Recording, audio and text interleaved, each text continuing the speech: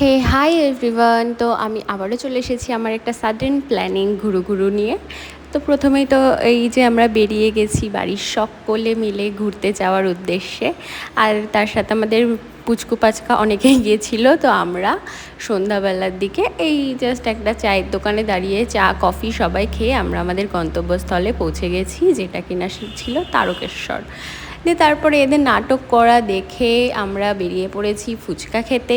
ফুচকা খেয়ে আবার আমরা খেয়েছি কি কফি।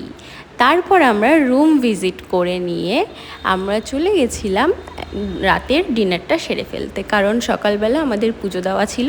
তো খুব সাদামাটা ডিনার করেছি। তারপরে আমরা রুমে এসে প্রচুর নাটক আড্ডা ফাড্ডা করে একে দিয়ে পা টিপিয়ে সারা রাত না ঘুমিয়ে সকালবেলা 6টার সময় গেছি এই পুকুরে, মানে এটা হচ্ছে দুধ পুকুর, এখানে আমরা স্নান করতে গেছিলাম।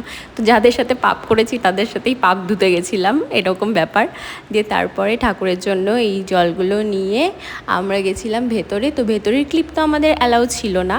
তো তারপরে বাইরে থেকে আরতি করে নিয়ে আমরা এখান থেকে ফটো ভিডিও তুলে নিয়ে সকলে তারপরে চলে গেছিলাম রুমে। আর গিয়ে আমি ওকে দেখাচ্ছিলাম যে আমার মুখে কতটা ঠিক ট্যান পড়েছে।